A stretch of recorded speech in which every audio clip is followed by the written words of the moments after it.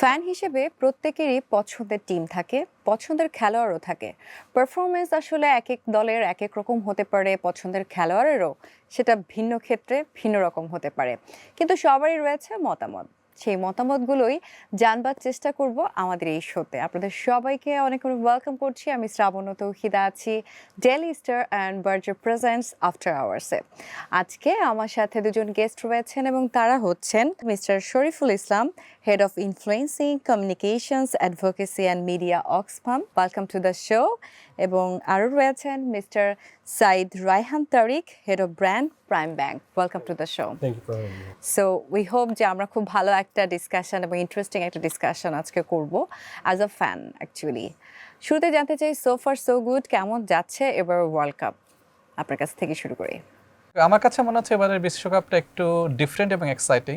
Different মনে হচ্ছে যে দলগুলো যে পার্টিসিপেশনের জায়গা থেকে, কারণ ইউএসএতে এবার প্রথমবারের মতো বিশ্বকাপ হচ্ছে, অধিকাংশ দলগুলো আমার কাছে মনে হচ্ছে খুব হঠাৎ করে খেলা শুরু হয়ে গেছে, লাইক ধরেন নিউজিল্যান্ডের মতো দল বাদ হয়ে গেছে। Not only New Zealand, Sri Lanka and Pakistan they are big players and exciting মনে হচ্ছে, কারণ আমাদের দেখবেন এবছর যেহেতু ইউএসএতে এবং ওয়েস্ট ইন্ডিয়া হচ্ছে, এখানের যে পরিবেশ, খেলার যে আবহাওয়াটা খুব দুর্দান্ত আমার কাছে মনে হচ্ছে। বিশেষ করে ওয়েস্ট ইন্ডিয়ার যে ওয়েলকামিং যে অ্যাপ্রোচটা সব সময়, এটা একটা ডিফারেন্ট এবং এক্সাইটিং আমার কাছে মনে হচ্ছে। Wow, what about you, Rayhan bhai? Completely agreed with Bhai here as well. This is completely uncharted territory for the first time যে USA World Cup হচ্ছে, and few of the big teams, Pakistan, New Zealand, Sri Lanka, যাদেরকে আমরা expect করি that they would be there till the semi-final or the quarterfinals or at least Super 8, they have been already eliminated. So it's a very different আপনার results that has come up.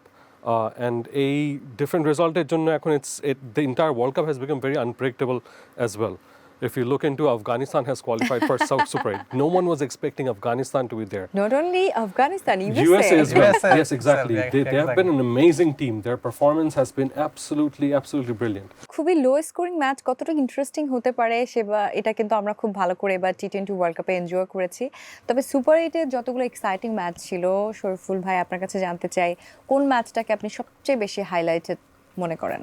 আমার কাছে মনে হয় যে England এবং south আফ্রিকার যে ম্যাচটি, সেটা আমি দেখেছি খুব মানে ইন্টেন্স। প্রথমে ধরেন উইন্টন ডি কক যখন ব্যাট করছিলেন, প্রথমে মনে হচ্ছে 200 রান পার হয়ে যাবে এবং হি ওয়াজ সুপার গুড, লেফট রাইটে মারছেন ছক্কা, এবং আমার কাছে খুব ভালো লাগছিল। বাট শেষ পর্যন্ত দেখা যাচ্ছে যে ডেভিড মিলার যখন আউট হয়ে গেলেন, তখনও মনে হচ্ছিল ম্যাচটা আরও বেশি হবে, কিন্তু ও আউট হয়ে যাওয়ার পরে রানটা কিন্তু 70 নিচে চলে আসলো। এরপরে যখন ইংল্যান্ড ব্যাট করা শুরু করলো, ইংল্যান্ড প্রথমে কয়েকটা উইকেট পড়ে গেল, মনে হচ্ছিল যে না পারবে না, কিন্তু যখন ব্রুকস এবং লিভিংস্টন যখন ক্রিজে দাঁড়িয়ে গেল, তখন একটা সময় মনে হলো যে 18 ওভারের মধ্যে বা 17 ওভারের মধ্যে ম্যাচ শেষ হয়ে যাবে।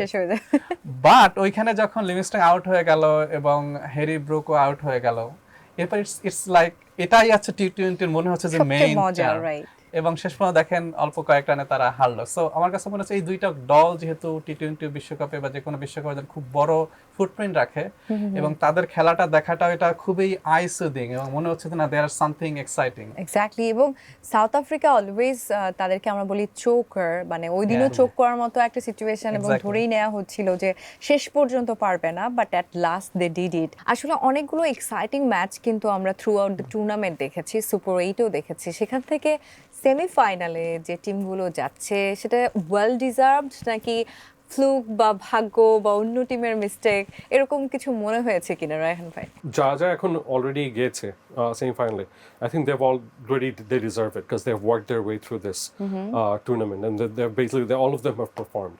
So এখানে ফ্লুক বলাটা কোনোভাবেই যাবে না। They've all of them played brilliantly. All of them deserve to be in the positions that they are, and of course other teams which have unfortunately not been there, of course their performance যেটা আমরা expect করছি, some big teams have basically failed to be there. মানে it was unexpected from them যে ওরা এইভাবে হয়তো disqualified হয়ে যাবে বা ওরা পারবে না। ইভেন তো আমরা ম্যাচের মতো যে ভাগ্যের কথা বলি, সেটাও তো মনে হয় সিচুয়েশনটা কন্ট্রোল করাটা বা সেই অনুযায়ী খেলাটা, ভাগ্যটাকে মেনে নিয়ে, ওটাই মনে হয় যে সিচুয়েশনাল ডিমান্ড, এবং ওটা যদি ম্যাচিউরলি করা যায়, আই থিঙ্ক সেটাও একটা পারদর্শিতা। একটা জিনিস T20 বিশ্বকাপ, T20 খেলাটা কিন্তু এরকম ওই সময়টায় ওই জায়গাটায় বসে খেলা, কারণ 120 বলের খেলা, এটা আমি টেস্ট খেলছি না কিংবা ওয়ানডে খেলছি না। সো যারা ওই সময়টায় ওই সিচুয়েশন অনুযায়ী খেলতে পারে, আর ছোট বল বড় দল আসলে কথা না, রাইট? দেখছেন টি20 তে এই ডিমার্কেশনটা একেবারেই চলে না। এক রানেও কিন্তু আমরা দেখেছি ম্যাচ হেরেছে, রাইট? ইভেন ধরেন এক রানে ম্যাচ যখন হেরে তখন কিন্তু বোঝা যাচ্ছিল না কে জিতবে। ইভেন ধরেন বাংলাদেশ প্রথমে শুরু করলো, তারা ভালো খেললো না প্রি ম্যাচ গুলো, এসে কিন্তু আবার ভালো খেলছে, দুর্দান্ত খেলেছে। ইউএস এর মতো দল তারা দেখেন ভালো ভালো দলগুলো হারিয়ে ফেলছে। যেমন ধরেন নিউজিল্যান্ড যখন আফগানিস্তানের সাথে খেললো, নিউজিল্যান্ড তো ওয়ান অফ দ্য বেস্ট, তারা কখনোই, এবং নিউজিল্যান্ড যখন আসলে সুপার এইটে উঠতে পারলো না, সেটা কেই বা কল্পনা করেছিলাম তারা আমরা। সব টি20 বিশ্বকাপে কিন্তু সেকেন্ড রাউন্ড কোয়ালিফাই করে। This is the first world cup T20 তারা কোয়ালিফাই করতে পারে। এবং দেখেন ওদের যে বলার ব্যাটসম্যান, এটা দুর্দান্ত। সেই কারণে বলছি টি20 বিশ্বকাপে আসলে এটা বলাটা আমার কাছে মনে হয় যে না, ঠিক না। এটা আসলে ওই সময়ে ওই মুহূর্তে কোন দলটা কেমন খেলছে তার উপরে ডিপেন্ড করে সে আসলে কোথায় যাবে। এক্স্যাক্টলি। তবে বাংলাদেশের সাথে মনে হয় ভাগ্যের মানে অনেক সময় আমরা দেখেছি কনফ্লিক্ট, 1 রান 4 রান 5 রান অনেক কিছুই হয়, আম্পায়াররা বাংলাদেশের ফেভারে থাকে না বা অনেক কিছুর ফেভারে থাকে না। তো এটা বাংলাদেশ টিমের সাথেই ম্যাক্সিমাম টাইম বেশি হয়, মানে what do you think? Yes, it's unfortunate যে এরকম টাইপের একটা সিনারিওতে of course we lose by very small margins. Close margin. But I wouldn't blame the umpires or the umpire's decision. At the end of the day, it's a game. Okay. Everyone will make their decisions. There will be arguments against and for it. So that's an area that we would like to avoid. But at the same time, আপনি যদি দেখেন Bangladesh's performance over the last few months and right before they were starting this tournament. I personally, being a fan, I wasn't expecting Bangladesh to qualify for, let's say, Super 8 and go beyond. But they did it. So they have surprisingly they have turned things around. And a particular team, the depth of experience that they have and the new players coming in, I think they have that thing in them. Yeah right. বলা যাচ্ছে যে রায়হান ভাই fan হলেও খুবই mature একজন fan, কারণ বাংলাদেশের ফ্যানরা আমরা খুব ইমোশনাল, আমরা অনেক বেশি ইমোশনাল। আসলে 4টি রান কেন দেয়া হলো না? 4টি রান তো দিলে আমরা ইজিলি উইন করতে পারতাম। ওই ম্যাচটার কথা তো অলওয়েজ মনে থাকবে, কারণ অনেক ফ্যান কান্না করেছে, অনেকে ঘুমাতে পারে না। ওখানে রুলস এর কথা বলি বা আম্পায়ারকে আপনি দৌড় দিচ্ছেন না, কিন্তু আম্পায়ার কারণে কিন্তু আমরা ইভেন দো ওয়াইডও কিন্তু আমরা পাইনি, 2টো রান কিন্তু ওয়াইড থেকেও আসার কথা ছিল। বাংলাদেশ প্রেসার নিতে পারে না অনেক সময়, এটা একটা কিন্তু শেষ দিকে আসে। বাংলাদেশকে আপনি চোখের বলতে চাচ্ছেন? না বলছি না, বাট অনেক সময় হয় না ম্যাচে, লাইক ধরেন একটা ধরেন ইন্ডিয়ার কথা যদি বলি, লাইক ধরেন আমরা ম্যাচের মধ্যে হয়তো অনেক সময় আপ ডাউনস থাকবে, কিন্তু প্রেসারটা নিয়ে খেলাটা, বল বাই বল খেলাটা, আমি হয়তো এক্সপার্ট না, বাট আই ফিল যখন মনে হয় হতেই পারে, আপনি ফ্যান হিসেবে আপনি মানে অপিনিয়ন দিতেই পারেন, হতে পারে সেটা, কারণ আমরা খুব ইমোশনাল, আর খেলোয়াড়রা তো আমাদেরই পার্ট, তারা অবশ্যই ইমোশনাল হবে। Yes of course. তবে রায়হান ভাই যেহেতু বাংলাদেশের লোকাল আসলে টিমের সাথে অনেকভাবে যুক্ত রয়েছেন আপনি, আমি জানি। I have a question actually. Do we need local performance better to perform in the world stage? I think this is the burning question actually. Honestly, যদি আপনাকে অ্যানসার দিতে হয় এটার জন্য, then of course yes, এই ডেভেলপমেন্টটা it's much needed. And me being a part of it, আমি যদি বলি, I have been a part of this particular scene for the last 1.5 years ধরে, or let's say 13-14 months ধরে, and I've been very closely involved. Yeah. So Prime Bank, basically we have our own cricket club, and we have also sponsored আপনার যেটা more popularly known as Nirman Cricket, so which is currently known as Prime Bank National School Cricket Tournament. Okay. যেখানে হচ্ছে কি পুরো দেশ জুড়ে basically we have this tournament, and ওখান থেকে we have আপনার district level থেকে division level থেকে we have champions competing against each other, and then finally basically coming to the final round যেখানে হচ্ছে কি all the division level champions গুলো এসে খেলে, and ওখান থেকে we select one particular winner. So if I look into their journey and if I look into Bangladesh's আপনার এই foundation development, this is much needed. So, and BCB is doing a great job, honestly, because since I'm very much involved in it, I can see very closely how these kids are developing. Because at the end of the day, a school cricket take into they're getting chances in, let's say, league teams. A league take into they're getting chances in, let's say, under 19, under 16, and eventually to the national level. So a pura journey and pipeline has been very well designed, but at the same time, a performance in the league level is also very important. So লিগে যত আমাদের এই ডেভেলপমেন্টসগুলো আসবে, যতগুলো platforms create হবে, that's মানে আমাদের দেশে ক্রিকেটিং গ্রাউন্ডের জন্য দ্যাটস বেটার, ইউ ডেভেলপমেন্টের জন্য বেটার, অ্যান্ড আমাদের ফিউচার অফকোর্স মোর সিকিউরড হবে। And to be very honest with you, I'm a very optimistic person when it comes to Bangladesh and Bangladesh cricket, because I'm seeing this development from a very close angle. So being involved with Prime Bank Cricket Club, being involved with National School Cricket Tournament, so it only gives me basically a very good hope, to have a very good hope regarding the future of Bangladesh cricket and where it's moving, because we're producing brilliant talents, and they're coming up, and this stage is basically producing very, very superstars with the ball high future, kids with potential, players with potential, with great potential, যারা probably future গিয়ে হয়তো captains হতে পারবে, হয়তো champions হতে পারবে, and guys who can basically take the team forward. Obviously এটা তো আমরা দেখতেই পাই যে বাংলাদেশের পাইপলাইন বা বাংলাদেশের যে লিগ ক্রিকেট কতটা active, but Rishad Hossain perform করছে T20 ওয়ার্ল্ড কাপে। বাংলাদেশের লোকাল কোনো টিমে কেন রিস্ট স্পিনার বা লেগ স্পিনারকে খেলানো হয় না? এটা কিন্তু অনেক দিন ধরে প্রশ্ন, এবং অনেকগুলো বছর যেহেতু ক্রিকেটের সাথে রিলেটেড, এটা নিয়ে আলোচনা করতে করতে করতে অ্যাট লাস্ট বাংলাদেশ দল কিন্তু একটা মিস্ট্রি স্পিনার পেয়ে গেল, এবং সেটাও কোচকে আমি অবশ্যই ক্রেডিট দিব, তার আসলে সুপার ইম্পোজড একটা ডিসিশন ছিল। I do respect that. তো কেন আসলে আমরা লোকাল যখন প্লেসে খেলবো, সেটাই তো আমাদের আসলে বেসমেন্ট, সেখান থেকে আমরা ইন্টারন্যাশনালি পারফর্ম করব। সেখানে আমি দেখতে পাচ্ছি এরকম কথাও শুনি যে অনেক ধরনের ম্যাচ ফিক্সিং থাকে, রেজাল্ট আগে থেকে জানা থাকে, সেখানে আসলে মিস্ট্রি স্পিনার খেলার কোনো অপশনই থাকে না, এরকম অনেক কিছু হয়। এভাবে খেললে তো অবভিয়াসলি আমার যখন হোমওয়ার্ক ঠিক মতো হবে না, আমি ইন্টারন্যাশনাল পরীক্ষার লেভেলে তো অবশ্যই খুব একটা ভালো করব না। অফকোর্স আমি যতটুকু এই ক্রিকেটিং এর সাথে যতটুকু জড়িত, so I have seen these players, and I have seen how the coaches manage these players and how they're basically trained. So it's a very rigorous process, and a process it's not 1 day, 2 day, or 1 month, or 1 season এর মধ্যে সব change হয়ে যাবে ওরকম না। This needs to basically happen, আপনি যেই type of change আপনি বলছেন, it needs to happen from the very core. And এই কোরের জন্য basically we have this particular platform already in place, যেটা ন্যাশনাল স্কুল ক্রিকেট। সো এখান থেকে যখন আপনার এই স্টুডেন্টসগুলো বের হয়ে আসতেছে, এদেরকে যখন ট্রেন আপ করা হচ্ছে, I think of course there's always room for improvement. Of course. So এই room for improvement-টাকে বেসে আগে নেওয়ার জন্য, so you need to focus on those areas, and you rightly pointed out যে বাংলাদেশের স্পিনার or spinning যে ফোকাস দেওয়া উচিত ছিল, ওইটা হয়তো দেওয়া হয়নি, but I'm sure after this particular incident with the cricket team, I'm sure they will be focusing more on developing new spinners. Obviously, এবং সেটাও কিন্তু আমরা দেখতে পাচ্ছি এবার রিফ্লেকশন। একটা সময় বাংলাদেশ দলকে বলা হতো স্পিনারদের দেশ, বা আমাদেরকে ধরুন আমাদের একটা উপমা রয়েছে, সেখান থেকে এবার ওয়ার্ল্ড কাপে শরীফুল ভাই আপনার কাছে জানতে চাই, পারফরমেন্স স্পেশালি বোলিং ইউনিটের এবং এত ভেরিয়েশন, ওয়ার্ল্ড ক্লাস পারফরমেন্স, পেসারদের মধ্যে এই যে হাড্ডাহাড্ডি লড়াইটা, এটা আপনি কতটুকু এনজয় করেছেন, এবং পার্টিকুলার কার নাম আপনি বলতে চান? I should say it's amazing and very মানে গ্লোবাল স্টেজে তারা আসলে ব্রিলিয়ান্টলি পারফর্ম করেছে। আমি যদি স্পেশালি তানজিম হাসান সাকিবের কথা বলি, like the way he has been bowling at the global stage, তার বয়স 21 বছর, এত সুন্দর করে টেম্পার ধরে রেখে বল করছে এবং কনস্ট্যান্টলি করছে। এবং আমি এখানে অধিনায়ককে একটা ভালো রোল আমি বলবো, সে কিন্তু বোলিংটাকে ম্যাচিউরলি রোটেট করে।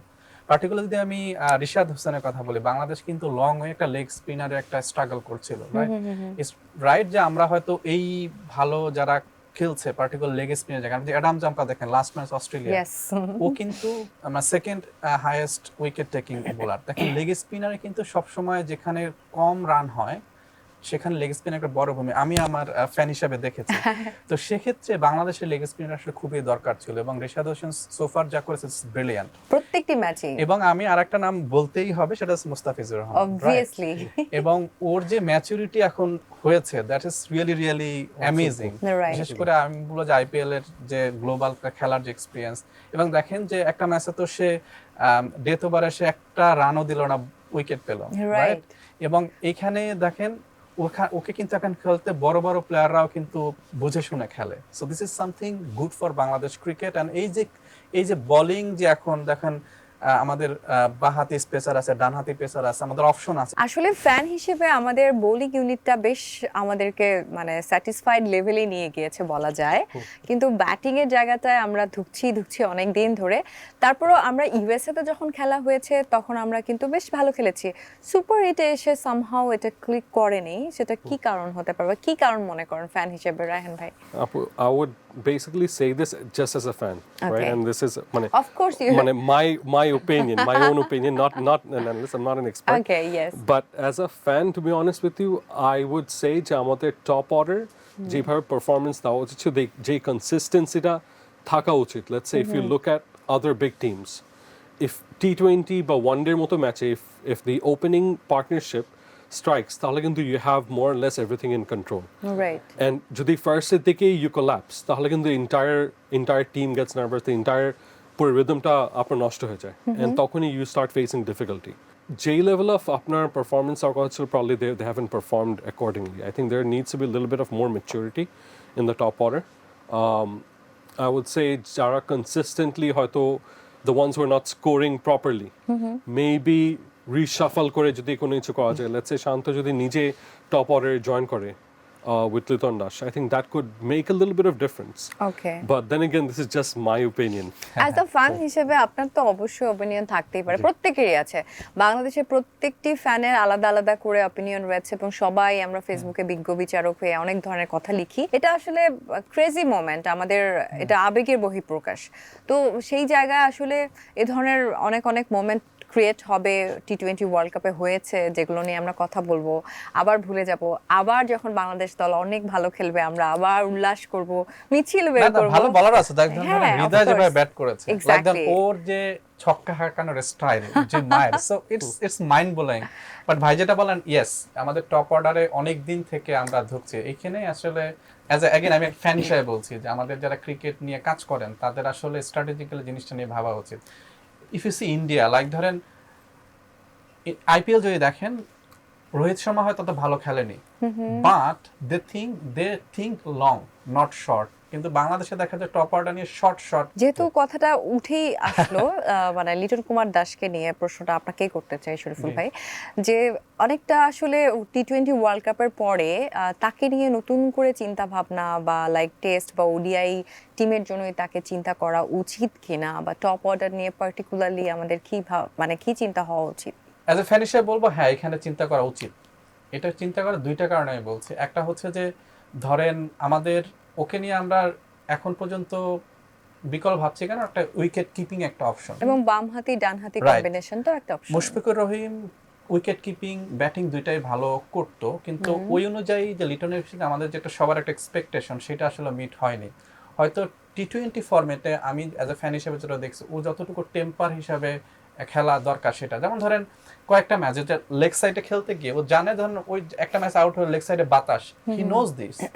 আমাদের তো ওই, আমি কিন্তু একটা কথা বলছি, কনটেক্সট অনুযায়ী এবং ওই ফিল ধরন অনুযায়ী যে খেলার যে ম্যাচুরিটি, আমার কাছে মনে হচ্ছে এই টেম্পারটা হয়তো লিটন মধ্যে হয়তো, আমি আবার বলছি যে ফ্যান হিসেবে বলছি, তো ওই জায়গাটায় আসলেই একটা স্ট্র্যাটেজিক লেভেলে ও পজিশনিং বিকল্প আসলে আমরা রাখতে পারি। সো তার কি উচিত ওডিআই এবং টেস্ট ক্রিকেটে মনোযোগ দেয়া? কিন্তু ট্যালেন্ট আছে, ওর যে শট, ওর যে খেলার ধরন দুর্দান্ত, বাট হয়তো T20 তে এসে ওর হয়তো সেটা ওইভাবে এখনো ধরতে পারছে না। তার মানে কি T20 মানে বাদ দিয়ে তার ওডিআই এবং টেস্ট নিয়ে ভাবা উচিত? ব্যাপারটা কি বাদ এরকম? বা যোগ করার বিষয়টা থেকে বসে তাকে কোয়ালিটি টাইম বা তাকে হয়তো ওইভাবে নার্চারটা করা উচিত। কারণ একটা প্লেয়ার আপনি একদিনে তৈরি হয় না, বিশেষ করে ইন্টারন্যাশনাল লেভেলে। লোকাল লেভেলে আপনি খেললেন, আমরা অনেক উদাহরণ দেখেছি, লোকাল লেভেলে ভালো খেলতেছে কিন্তু ইন্টারন্যাশনাল যে ভালো খেলতে পারছে না।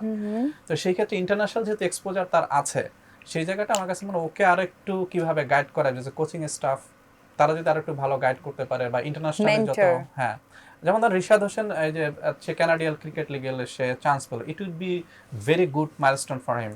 ধরেন হৃদয় সে শ্রীলঙ্কা ক্রিকেট লিগে খেলো, এটা কিন্তু তাকে একটা বড় এক্সপোজার দিয়েছে। তো ইন্টারন্যাশনালি এই ধরনের প্লেয়ার যখন খেলার এক্সপোজার বড় বেশি হবে, এবং আমাদের কোচিং স্টাফরা তাকে যদি আরো বেশি ভাবে গাইড করে, আমার কাছে মনে হয় কাম ব্যাক করবে। But again there should have alternative. এবং ইন্টারন্যাশনালি আমাদের এক্সপোজার যত বেশি হবে সেটা আসলে যে কোনো লিগ লাইক আইপিএল এর মতো জায়গায় আমরা সবসময় দেখেছি এটা গেম চেঞ্জিং সব দলের জন্য। আফগানিস্তান কিভাবে ঘুরে দাঁড়িয়েছে, ইভেন দো ইউএস এর টিমটা সেখানে কিন্তু আইপিএল খেলে না তারা, বাট তারা কিন্তু উপমহাদেশেরই বিভিন্ন ক্রিকেটার পিক করেছে।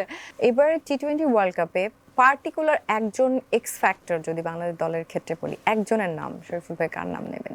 যদি ব্যাটিং অ্যাঙ্গেলে বলি, অ্যাজ এ ফ্যান হিসাবে তৌহিদ হৃদয়ের নাম আমি বলতে চাই, কারণ not only he is playing very good, but আপনি যদি ও যখন ক্রিজে আসে, ওর যে ধরেন একটা প্লেয়ার যখন অস্ট্রেলিয়ার বিপক্ষে খেলছে কিংবা ইন্ডিয়ার বিপক্ষে খেলছে, it's not only batting but also the your boldness. আপনি কতটা ক্রিজে আপনি ম্যাচুরিটি শো করছেন, রাইট? আপনি একটা ছক্কা হাঁকালেন, মানে if he seems like he is very strong and he seems like he gives a message to the opponent big বলার। So batting এর অ্যাঙ্গেল অফকোর্স তৌহিদ হৃদয় তার একটা বড় জায়গা।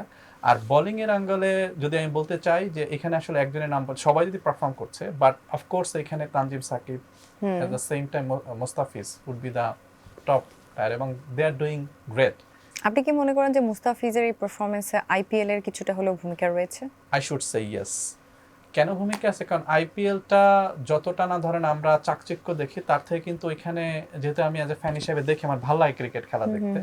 সো এখানে কোচিং স্টাফ কিংবা ক্রিকেটটাকে নার্চার করা, দেখেন ও যে টিমটা খেলেছে, মহেন্দ্র সিং ধোনির মতো মানুষ সেখানে আছে এবং সে যেভাবে তাকে গ্রো করেছে বা কোচিং স্টাফ যেভাবে করেছে, এটা আসলে অন্য কোথাও পাওয়াটা ডিফিকাল্ট। ইভেন ধরেন বড় বড় ক্রিকেট টিমেরও অনেক সময় এই কোচিং স্টাফ থাকে না, রাইট? লাইক ধরেন কলকাতা নাইট রাইডার্স, গৌতম গম্ভীর যেভাবে টিমটাকে গ্রো করেছে এবং along other cricket staff, it's brilliant. So ইনভেস্টমেন্টটা একটা বড় বিগ ব্যাপার। এবং দেখেন প্রত্যেকটা ফ্র্যাঞ্চাইজি, বিশেষ করে আইপিএলে তাদের batting coach, bowling coach, fielding coach এবং হিউজ, এবং তারা নোন ফেস, রাইট? এবং দে গ্লোবালি দে প্লেড ওয়েল। তো এই সমস্ত মানুষের কাছে যখন তারা খেলবে, জানবে, দেখবে, এবং সেটা তো অফকোর্স একটা বড় মানে একটা ইনফ্লুয়েন্স থাকে। Obviously throughout the T20 world cup আমরা দেখেছি সাকসেসফুল ব্যাটসম্যান হচ্ছে তৌহিদ হৃদয়, ইয়াংস্টার, কনসিস্টেন্টলি খুবই ভালো করেছে ব্রেক থ্রু বাংলাদেশে, যেটা আসলে দরকার আসলে উইকেটের দিক থেকে না হলেও আমরা ব্যাটিং এ যদি দেখি যে যতটুকু কনসিস্টেন্টলি আসলে রানটা আসা দরকার সেটা তিনিই করেছেন। এবং রিশাদ হোসেন, যেখানে একটা সারপ্রাইজিং প্যাকেজ বলি আর ব্রেক থ্রু দরকার, হি ওয়াজ দেয়ার।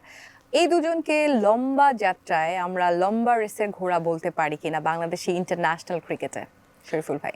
হ্যাঁ, অবশ্যই বলতে পারি। বিশেষ করে তাওহিদ হৃদয়ের জায়গা, ব্যাটিং এর জায়গা তো অফকোর্স, কারণ একটা হচ্ছে যে তার যে কনফিডেন্স, আর দ্বিতীয় হচ্ছে তার খেলার style, that is really brilliant, এবং সেটা ওকে অনেক দূর নিয়ে যাবে আর হোপফুল ওকে নার্চার করে বাংলাদেশ ওই জায়গাটা নিয়ে যাবে।